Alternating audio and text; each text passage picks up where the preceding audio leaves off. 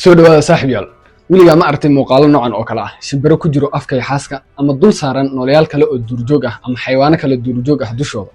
waxaan ku sheegi doonaa waxa ay ka qabanayaan ama waxa ay ka dul sameynayaan xayawaanadan dushooda ama afka xaaska shimbirahan balse intaan muuqaalka bilaabin ha iga ilaawin inaad muuqaalka like garisid channelkan aad subscribe dhahid aad iyo aad ayaa u mahadsantahay ugu horeen inta badan xayawaanada iskuma aaminaan webiga ama ma dul tagaan meelaha uu xaaska jooga haddana shimbirahan waxay isku aamineen xaaska afkiisa ama yaxaaska gudaha afkiisa ay wax ka cunayaan waxaan ku sheegi doonaa waxa ay ka cunayaan arrinkan dhan oo waxay ku saabsan tahay ugu horeen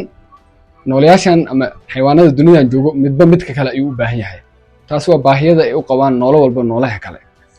shimbirahan afka yaxaaska waxay ka dhex sameynayaan waxay ka cunayaan bakteeriyada ama waxyaabaha nooleyaasha yar ee ku dhigan afka yaxaaska